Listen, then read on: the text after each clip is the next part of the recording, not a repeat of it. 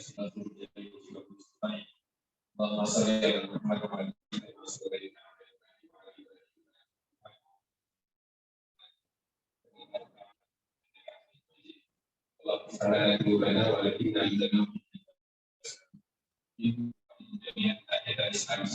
warahmatullahi wabarakatuh. Waalaikumsalam warahmatullahi wabarakatuh.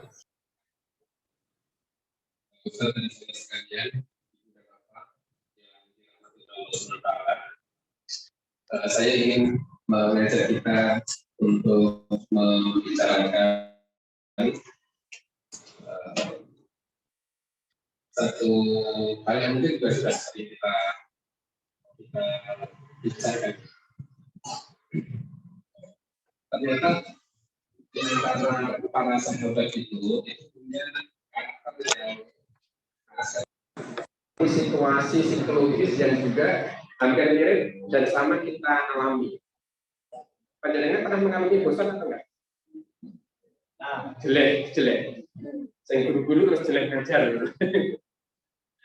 Apalagi daring gitu ya. Jadi ada situasi psikologis ketika seseorang itu mengalami rasa bosan.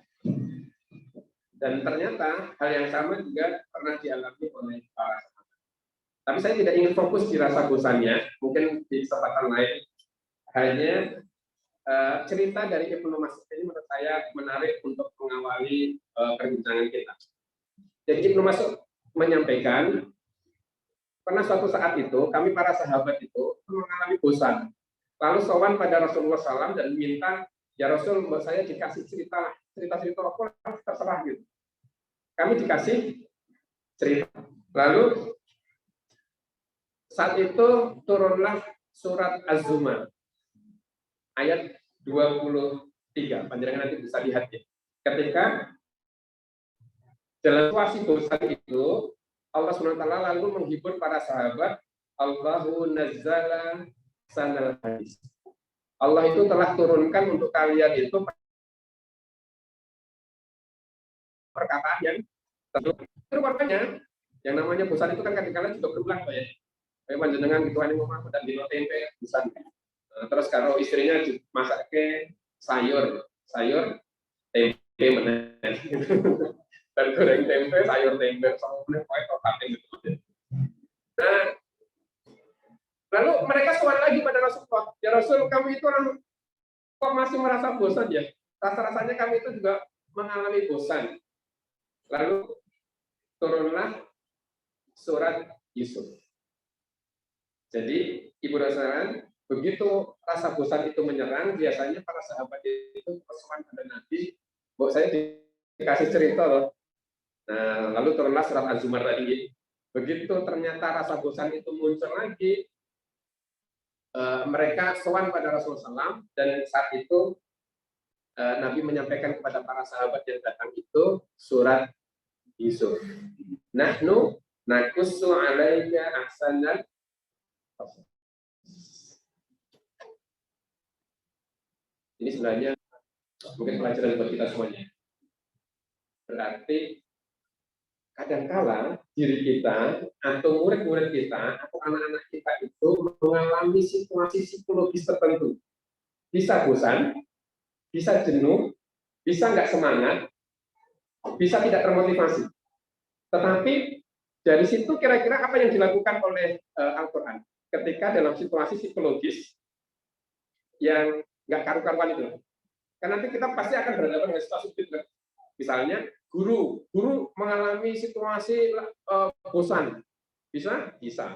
Ternyata ketika kita ngajar itu, Ibu dan sekalian, itu kan seringkali kita berhadapan dengan situasi ini bocah kok angel banget loh.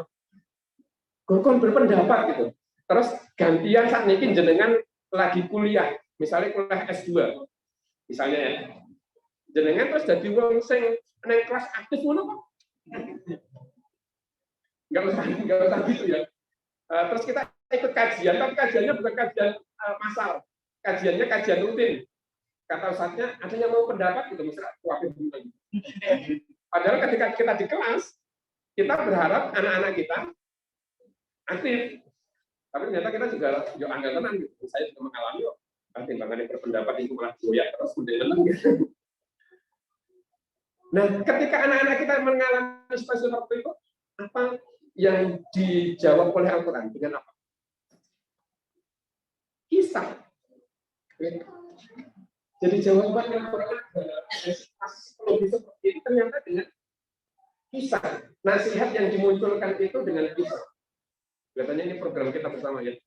Piye Genisot jadi pencerita yang memotivasi anak-anak.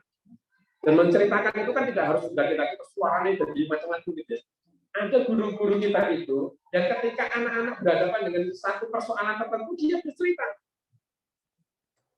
Terus ceritanya jadi ngejar kamu jadi apa? Enggak juga. Tapi kenapa cerita itu bikin anak-anak termotivasi gitu. Jadi mungkin dia hanya cerita tentang dirinya, panjenengan anak-anak mengalami situasi misalnya di rumah gitu, sinau yorodo memeng, terus jenengan cerita masa kecil dulu, situasi ketika arep golek buku ora oleh orang itu lampu nganggo sentir, matanya dijembreng-jembreng, diganjel piting.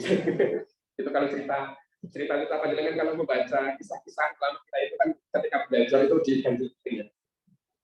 Jangan dipahami diganjel pitingnya ya. Terus dengan ceritakan ke anak-anak terus diganjel piting, jangan ceritakan yang itu. Kadang-kala sebuah cerita itu kan dibikin agak sedikit diperbolis. Terus jangan diceritakan dan belajar. Oh ternyata ibu dan sekalian, sekali lagi ternyata ada kekuatan sebuah cerita dan itu penting. Sekali lagi ada kekuatan sebuah cerita itu penting kami. Nah saya ingin mengajak kita untuk membincangkan surat Yusuf, cerita tentang Yusuf yang saya kira kita sudah sering mendengar.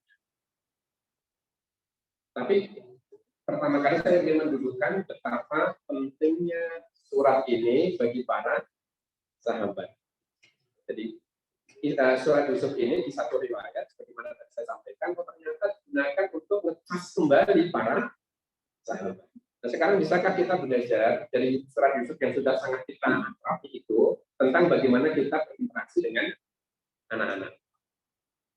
Monggo dikaitkan sendiri obrolan dengan Syawal ya, meskipun nggak ada hubungannya ya. Karena nanti ketemuan RW sudah bicarakan Syawal. Nanti ketemu apa lagi si Syawal.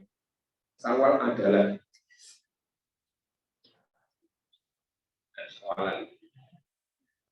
Mari kita lihat betapa di surat Yusuf ayat 3 itu menjelaskan tentang persoalan yang sangat penting tentang kekuatan sebuah cerita. Nahnu naqussu 'alaika ahsanal qasas. Sebaik-baik cerita. Dan itu ternyata digunakan untuk mengecas situasi dan kondisi para sahabat. Jadi ini cerita yang di antara cerita-cerita yang lain di luar Al-Quran, saya kira cerita yang paling lengkap dari awal sampai akhir itu adalah diceritakan di tempat lain itu adalah cerita tentang Yusuf. Mari kita memasuki bagian cerita yang pertama. Ibu dan sekalian, ketika Al-Quran mengatakan qala Yusuf li abi, ketika Yusuf cerita kepada ayahnya, ya abati inni ra'aitu ahada asyara kaukaban, dan seterusnya. Ini cerita tentang hubungan antara anak dan orang. Dan menurut saya sekali juga antara kita bisa membawanya belajar hubungan antara murid dengan guru. Saya kira begini, ibu dan sekalian, ini kekuatannya IT ya. Saya katakan ini kekuatannya IT. Saya berani bilang seperti ini karena saya mengalaminya. Anak-anak itu sejak kecil di IT.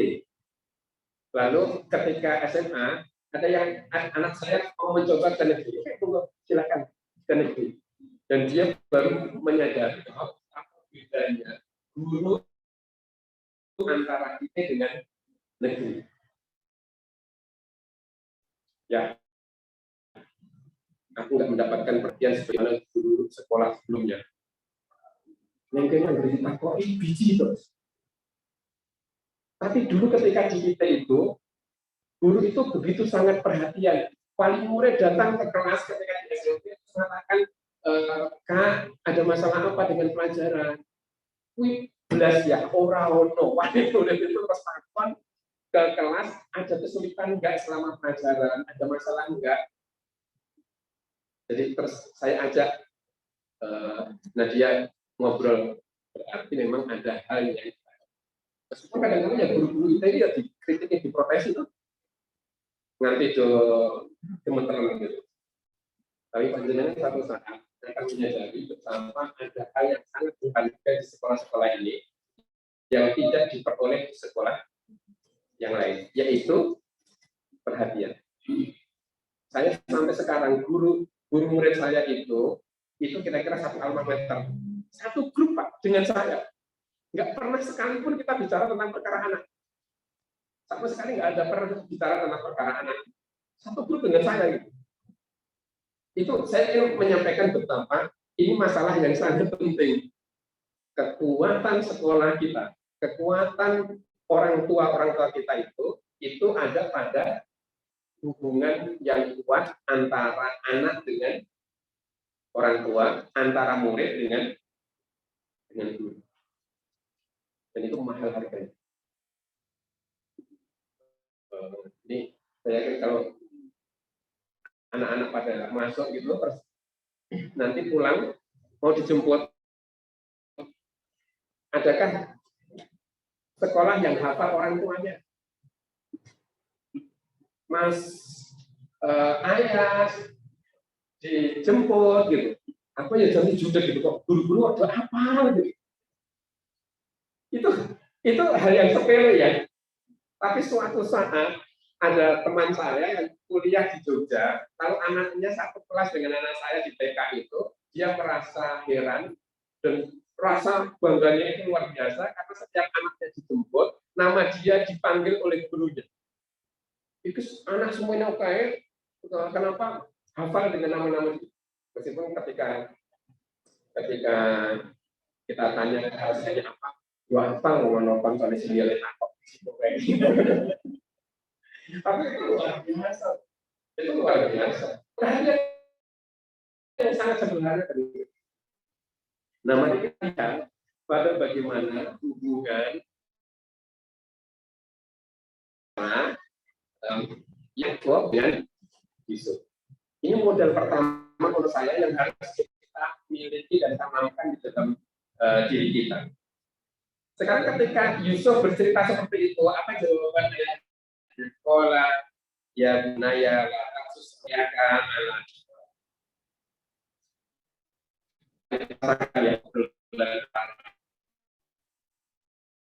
ayah dengan anak ini, antara anak dan ayah.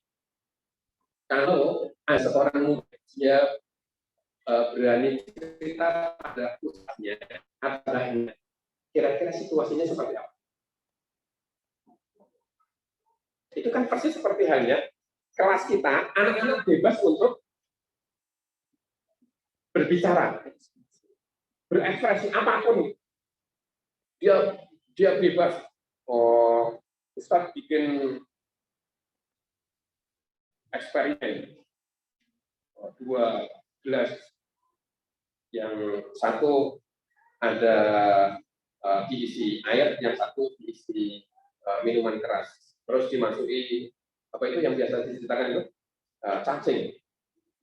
Di air putih cacingnya hidup. Ketika dimasukkan ke dalam minuman keras, ternyata cacingnya ugel-ugel mati. Apa anak-anak yang bisa kita simpulkan?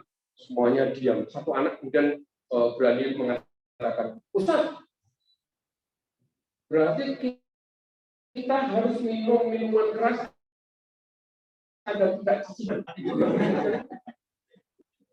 Dan murid Islam yang ini, kita guru-guru kita akan mendengarkan, mengajak berbicara, mengajak ngobrol gitu. Karena kita panjenengan dan kita semuanya mengatakan ngawur sesat di pikirmu. Nanti pertemuan berikutnya kira-kira dia akan berani bicara? Enggak. Dia nggak akan berani bicara.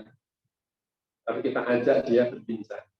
Kita ajak dia ngobrol. Dan itu yang kita perlukan, Ibu dan sekalian. Mengajak mereka, mematangkan cara mereka berpikir. Tetapi dari sini aja kita sebenarnya sudah belajar. Ketika Yusuf itu matur dan bicara pada ayah, dan hubungan antara anak dengan ayah ini begitu sangat dekat, luar biasa. Sangat dekat, luar biasa. Dan ini yang dimiliki sekolah-sekolah itu, yang kuasa saya kan begitu ya. Katanya orang-orang gitu. Murid terus penenan bareng karo guru itu.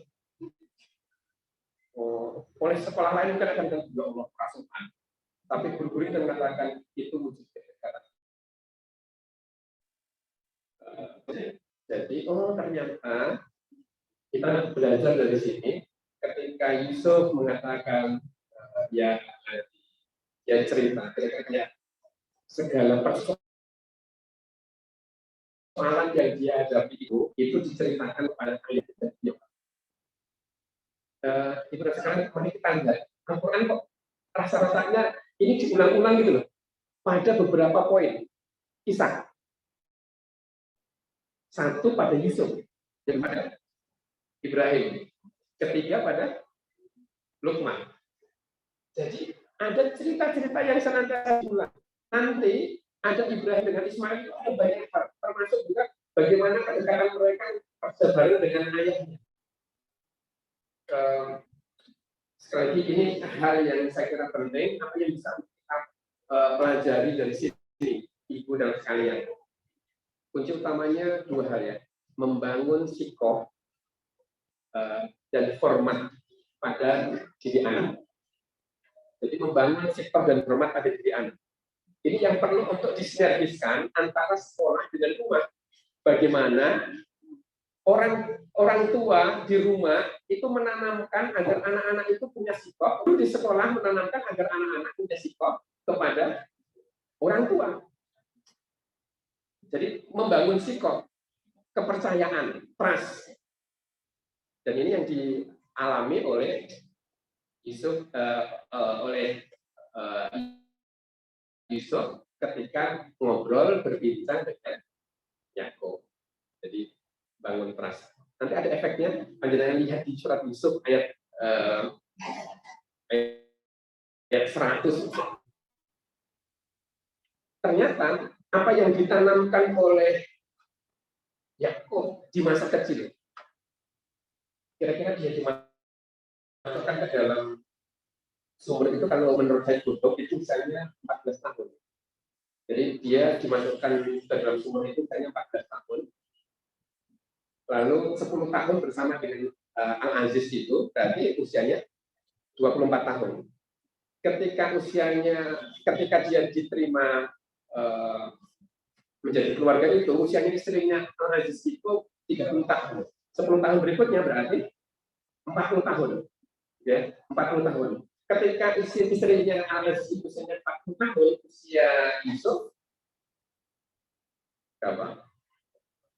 24 tahun. Itu kan bocah-bocah cogan yang menarik lah, cowok ganteng gitu. Nah, 40 tahun ini kan 40 tahunnya ibu-ibu sosialita, bukan 40 tahunnya guru Islamiyah. Tapi ini 40 tahunnya sosialitas yang kira-kira pendak dino yang salon gitu, nge-gym, macam-macam lah. Saya sebenarnya ingin mengajak kita semuanya untuk memahami satu hal. Kita itu sedang menyiapkan anak-anak kita untuk masa yang panjang, yang mereka nanti lepas dari orang tua dan guru, sebagaimana yang dialami oleh Yusuf. Jadi kita itu sedang menyiapkan masa ketika anak-anak nanti harus menyelesaikan persoalannya sendiri, ketika anak-anak harus menghadapi masalah-masalahnya sendiri, ketika anak-anak jauh dari orang tuanya. Itu yang penting. Kadang-kadang kita gagal untuk memahami agar anak-anak kita siapkan di masa-masa yang akan datang, sehingga ketika ada persoalan di sekolah yang menyelesaikan masalah itu, orang tua ikut menyelesaikan masalahnya. Anak tidak terlibat dalam penyelesaian masalah. Misalnya, anak-anak kita sekolahkan di sekolah agama. Di sekolah agama itu nilai ditegakkan. Kita harus menyadari satu hal, bahwa sekolah ini tidak steril dari masalah. Oke? Sekolah ini tidak steril dari masalah. Karena yang menjadikan masalah itu mendatangkan masalah itu. Ayo. Misalnya, ini sekolah di SDIT Ukhuwah Islamiyah. Bersih dari masalah? Tidak ada pembulian? Nggak bisa. Kita tidak bisa menjadikan sekolah ini steril. Tetapi kita bisa menjadikan semua peristiwa, keadaan, kejadian yang dialami oleh anak-anak itu mematangkan mereka. Jadi, kalau ada pembulian, itu realitas. Itu realitas. Yang membedakan sekolah kita dengan sekolah lain bukan karena tidak ada pembulian, tetapi karena kita tidak membudidayakan pembulian. Kalau toh ada pembulian, kita bisa mengubahnya menjadi materi pembelajaran untuk mematangkan anak-anak. Itulah kenapa, panjenengan coba perhatikan, Allah itu menurunkan Al-Quran, tetapi sekaligus juga Allah menciptakan peristiwa. Allah menciptakan peristiwa, Allah menciptakan kejadian. Itulah sebabnya kadang-kadang kita menemukan konsep itu menjadi dengan paham tentang konsep ukhuwah itu, ketika kita berhadapan dengan konsep guru yang jelek, kita berhadapan dengan ukhuwah makna sabar itu ketika kita adalah dipertemukan dengan orang tua yang jelek, gitu kan? Disitulah kita diuji untuk sabar. Wah, gitu. Kita jadi tidak merasakan banyak hal. Sekalian ada ayat dalam Al-Quran peristiwa, lalu pasti turun ayat atau surat, dan itu menjadikan segala sesuatunya itu menjadi MG.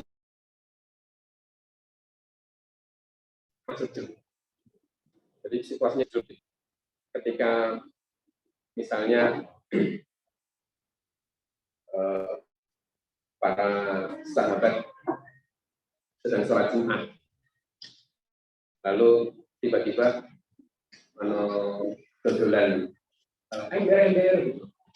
Jadi ini ada jualan yang datang. Semua para sahabat itu bergerak ke arah datangnya suara penjual. Hanya 12 itu kelakuan para sahabat. Jadi kan menonton begini.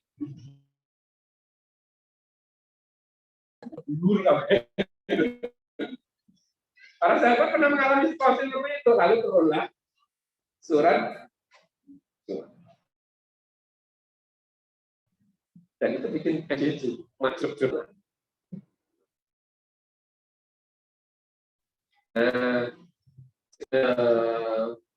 Sekolah ini nggak steril dari pertama.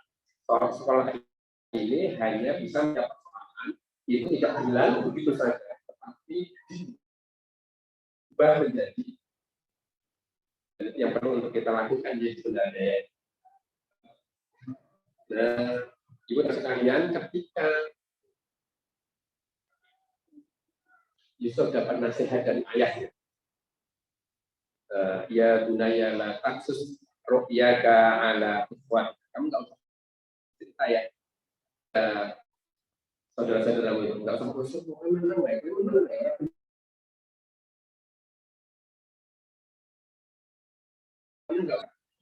bayaki itulah kenapa pemetaannya.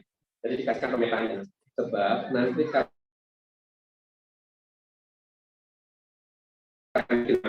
tapi kemudian berarti ngomong apa modal bisa seneng ya ambil. Kamu harus mengasihi mereka.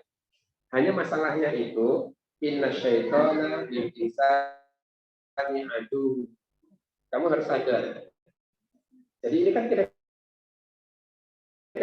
mengajari pada anak untuk persiapan kalau dibully itu ya. Kita itu kan kadang-kadang tidak menyiapkan anak-anak untuk menghadapi bullying. Kita nggak pernah menyiapkan. Kita membentengi anak-anak kalau anak-anak dibully itu kita langsung serta-merta misalkan, ini piye anakku jadi diantemi. Terus gurunya, ya Allah, kok ya aku ngerti. Jenengan aja jawab mulai pas bingung. Kita jawab apa ya Allah, kok itu ngerti. Terus jenengan keliru jawab gitu. Maaf gitu, Bu, saya belum tahu gitu. Ya Allah. Sedino bareng anakku itu anakku di kampung gitu. Jadi jangan keliru untuk jawab, enggak direspon cepat masalah, direspon orang ngerti masalah gitu. Jadi gitu piye aku punya saja gitu macam-macam. Nah, kadang-kadang kita tidak menyiapkan anak. Kadang-kadang saya bilang ke orang tua gitu, mari kita evaluasi lah. Kita itu harus menyiapkan anak-anak kita itu tidak bullying. Kan ini saya akan cerita ya sebenarnya tentang bullying.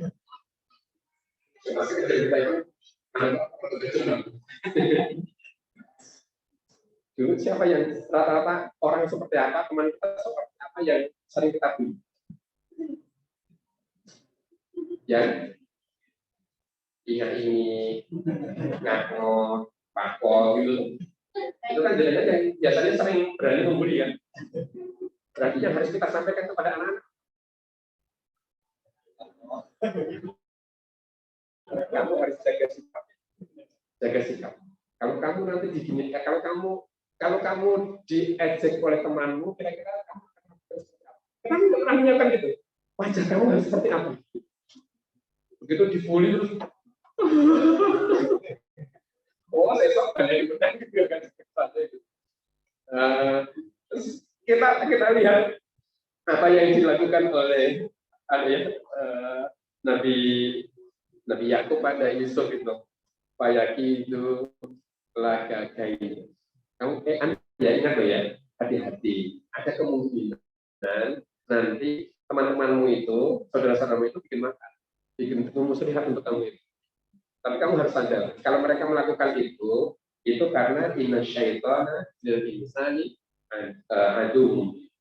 Nah, itu kira-kira kita menghitung itu di usia 10-an tahun kan, di usia belasan tahun, nanti mereka terpisah kurang lebih 40 tahun dari ayahnya itu. Terus banget. Nah, lihat di surat ke-100 itu. Yusuf 100. Bagaimana nasihat yang berpengetahuan itu masih dikenang oleh Yusuf. Ya abadi hada ta'wilu ru'yaya min qabl. Ayah ternyata ini loh. Takwil mimpiku dulu itu. Jadi ini ternyata takwil mimpiku dulu itu. Janganlah rabbi haqqan. Allah telah jadikan mimpi yang dulu itu sebagai kenyataan. Itu mari kita bayangkan pada suatu saat nasihati anak-anak kita, murid-murid kita, lalu mereka suatu saat datang ke sekolah kita sebagai alumni-alumni, lalu mereka mengatakan, Ustazah, saya sekarang kuliah di Jerman dan saya masih mengenang nasihat Ustazah. Saya masih mengenang nasihat Ustazah. Suatu saat kamu akan melalang ke seluruh negeri. Dan jadilah kamu seorang dai dimanapun dalam kondisi apapun. Itu kan rasanya kita itu gitu. Neng hati ya Allah, pada kali dan pada nasihat bagus. Ustazah pernah mengatakan begini. Mungkin suatu saat ibu-ibu yang cerewet di rumah, itu kalau habis tidur tempat tidurnya diberesin. Dilipat, dibersihkan, ditambah yang rapi. Oh, itu cerewetnya luar biasa. Hendak esok. Anak nanti,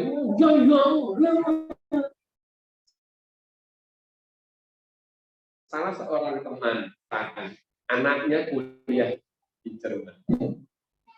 Dia telepon pada Uminya, Umi, kapan-kapan ke Jerman ya, lihat kamar itu. Nah, gitu orang-orang yang jenengan saya boleh sepatu. Kapan-kapan ke Jerman, lihat kamar itu. Sekarang kamar itu nggak seperti itu saat di Bali. Sekarang rapi. Umi tahu kenapa kamar itu rapi? Itu sebab Umi dulu cerai. Gara-gara Umi dulu cerewet, setiap pagi bersihkan, setiap pagi bilang rapikan. Sekarang aku baru sadar nyaman memang kalau dirapikan. Jadi dia dong kapan? Berpuluh-puluh tahun. Yang kadang-kadang nasihat kita itu suatu saat sudah kita sendiri lupa. Aku pernah ngomong. Suatu saat siapa tahu di antara panjenengan ada yang memberikan satu kata saja yang itu berbekas betul pada anak-anak itu. Itu berbekas betul pada murid-murid kita.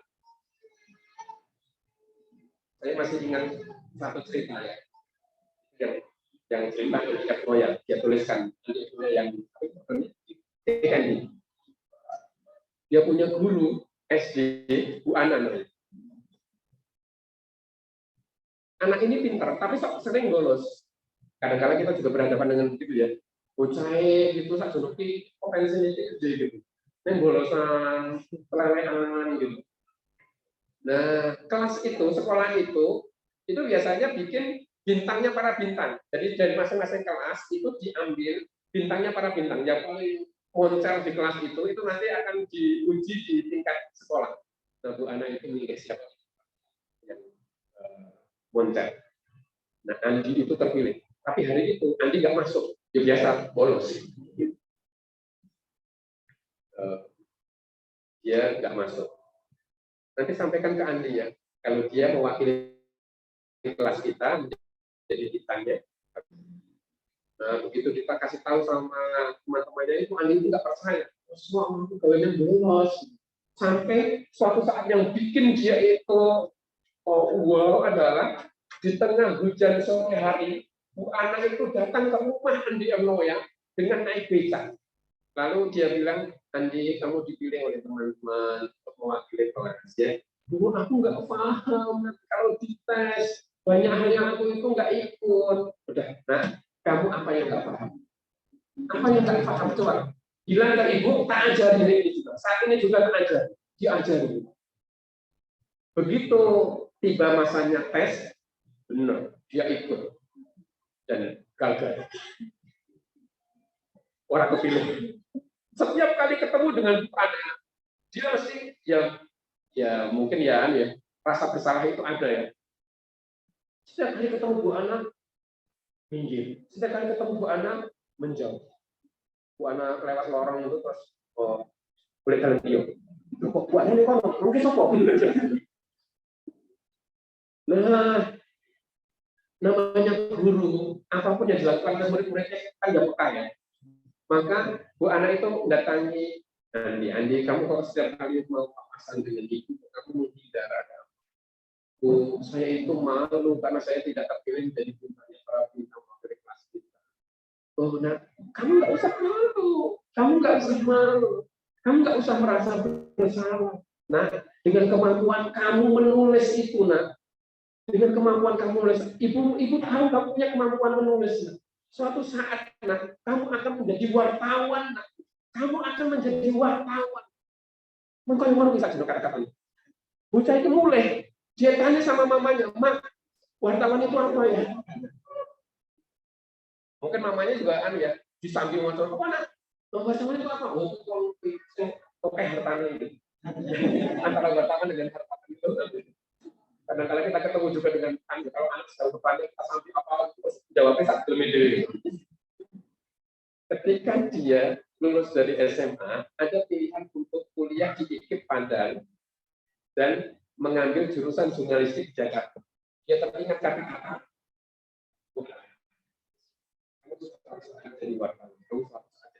maka dia pilih kuliah di jurnalistik. Sampai suatu saat dia terlibat di media Indonesia, sampai ke Metro TV, punya program di yang menulis di blog. Dia teringat sama gurunya, guru SD-nya, Bu Ana. Lalu dia tanya-tanya sama teman-temannya, adakah yang tahu di mana Bu Ana sekarang tinggal? Saya nyari-nyari kok nggak dapat, nggak ketemu. Di mana alamatnya Bu Ana? Untuk apa? Saya akan undang dia ke Jakarta, peluncuran buku saya. Saya akan undang ke Metro TV. Lalu dia cari-cari nggak ketemu. Dia tulis di blog dia dan akhirnya ada yang memberitahu. Dia telepon Bu Ana. Bu Ana, ini Bu Ana. Iya, ini siapa? Andi, Bu. Andi siapa? Murid Ibu. Muridku yang namanya Andi Oke. Bukan sudah tahu ya, sudah tahu gitu. Muridku ini jenenge Andi Oke. Andi yang mana? Andi Agnoya, Bu. Yang keriting. Kita KPH Andi muridku. Ini yang mana? Gitu. Andi, Bu, Andi Agnoya. Yang keriput itu Bu, gitu. Dia. Andi Agnoya, Bu, yang dulu Ibu datang ke rumah, hujan-hujan, sore-sore, lalu ngajari saya beberapa pelajaran yang tinggal. Dan begitu teringat betul gurunya diundang ke Ibu. Kadang-kala sekali lagi ada nasihat-nasihat kita yang kadang-kala kita tidak pernah pikirkan, tetapi anak-anak mengingat. Kalimat-kalimat itu luar biasa. Saya kadang-kala tidak pernah mengingat kalimat-kalimat saya yang saya sampaikan ke anak-anak, ya, kecuali yang begitu habis lalu saya tuliskan. Tetapi yang seperti itu kan sedikit. Kadang-kala kita ngobrol tentang satu dan lain hal dalam perjalanan yang kita tidak pernah ternyata kata anak-anak jauh lebih kuat dari obrolan kita itu dan nasihat kita. Sekali lagi perhatikan, ada ta'wilu ru'ya mimpi. Kira-kira seperti itu, Bu. Panjenengan dulu pernah mengatakan Andi akan jadi wartawan. Sekarang jadi wartawan. Ini karena doa Ibu. Oh, itu senangnya luar biasa kan? Bersyukurnya luar biasa. Nah, tetapi kita juga memahami bagaimana sekali lagi nasihat Yakub kepada putranya Yusuf itu melekat puluhan tahun setelah itu, lalu Yusuf itu bisa memahami sebagaimana yang diharapkan oleh Yakub. Ayah, Allah itu baik banget sama aku. Allah itu baik banget sama aku. Aku dibuang ke sumur, di penjara, bisa keluar, sampai sekarang aku bisa seperti ini, itu saking baiknya Allah padaku. Perhatikan nanti di surat Yusuf 100. Betapa baiknya Allah padaku itu ya, ayat. Allah itu baik sekali. Membebaskan aku dari sumur, membebaskan aku dari penjara, dan setelahnya an-nazzaba syaitanu baini wa baina ikhwan.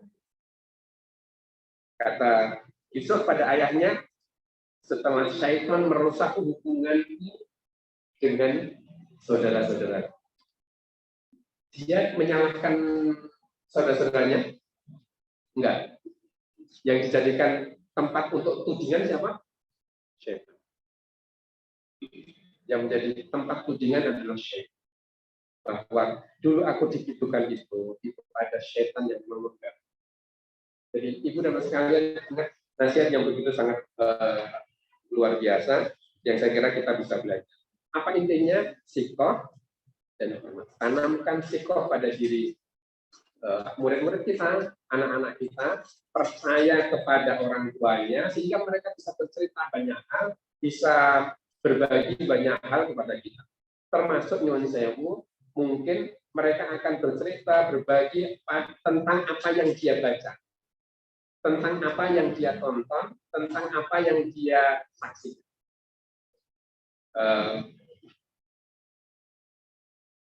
Misalnya mungkin dia akan cerita tentang film.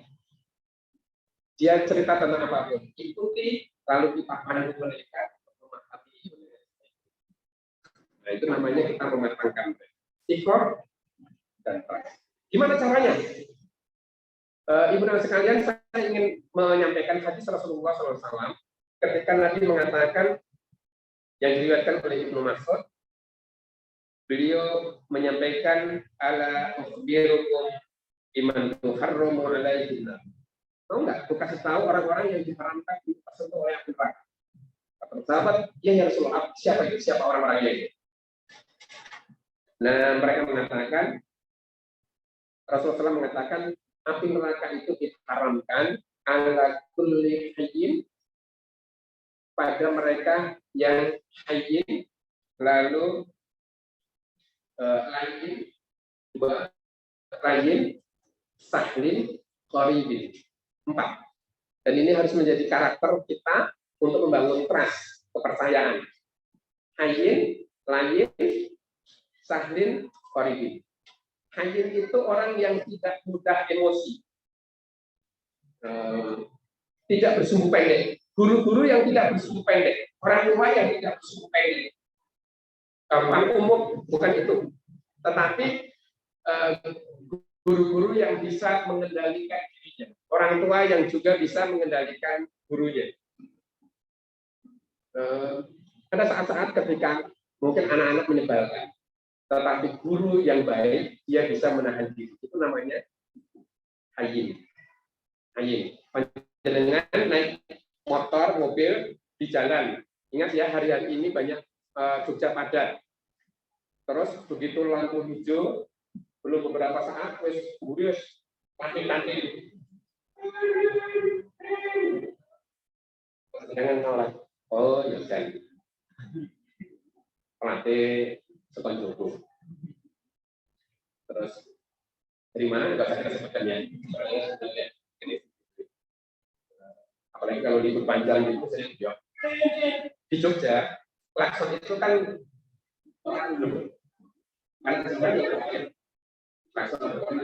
di ini jalan terus macet buntu, biasanya apa yang jenengan lakukan?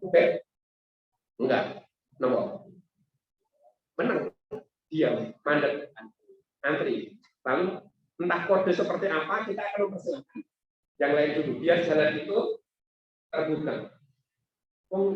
Orang Jogja gitu biasanya. Tapi kadang-kadang kita ketemu dengan situasi ketika di kota lain, di tempat lain, itu kabeh maju.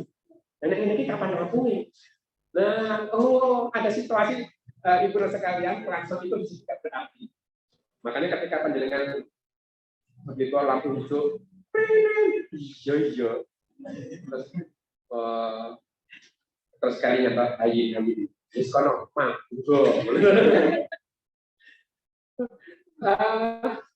atau kita mau serempetan, panjenengan ada di antara kita itu yang begitu mau serempetan apa yang ekspresinya gimana?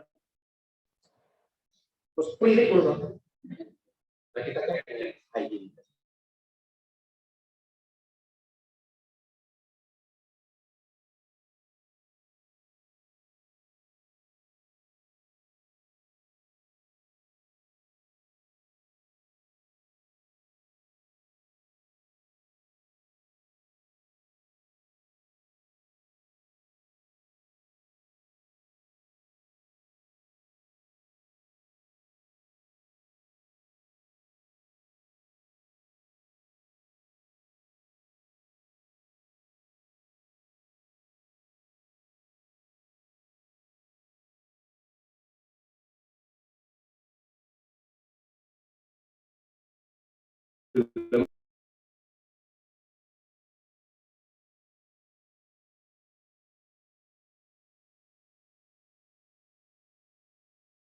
Karena udah merampung, adik cepet, wah mulai setannya atau betul,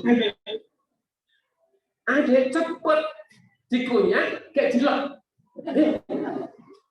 Jadi anak-anak itu jadi murid Islamnya, mereka bilang Umi lata dobe janganlah Umi suka marah maka bagimu surga. Terus ini ya ada saat-saat ketika ini orang yang memang ya hayin ya tahan. Yang kedua lain itu apa?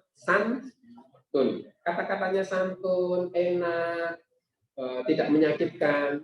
Coba panjenengan nanti lihat, perhatikan ketika para sahabat itu menghadapi kesalahan, apa yang dilakukan oleh Rasulullah. Kita belajar banget. Ada salah seorang sahabat itu yang suatu saat dalam perjalanan, ini sampai jam berapa? Yang pangkutan. Loh kok tidak pakai?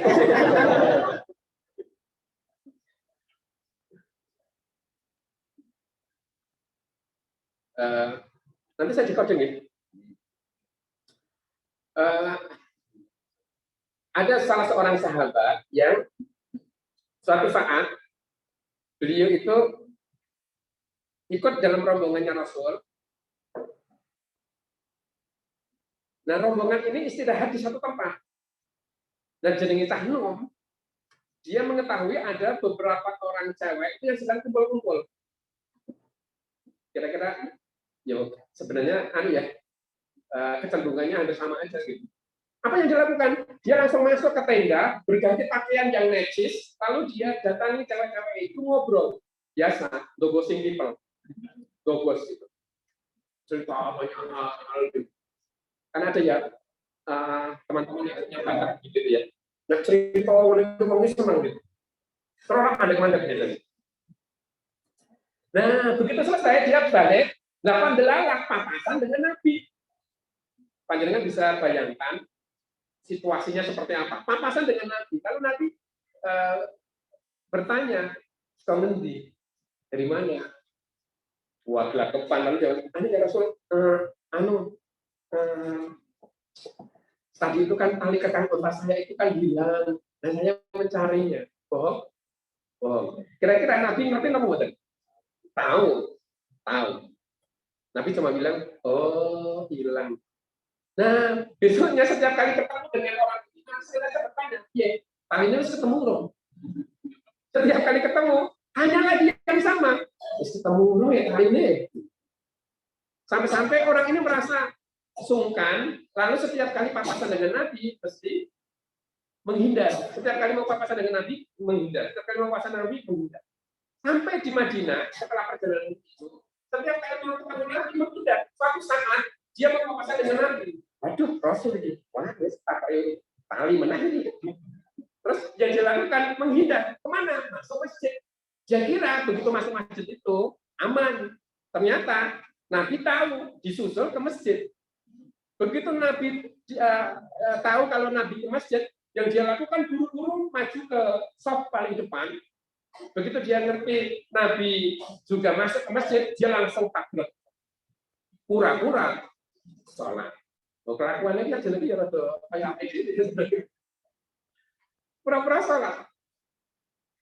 Nah, kok itu? Nabi duduk di sampingnya. Kira-kira apa yang dilakukan? Disuek-suek, dilama-lamakan, disuek-suek ke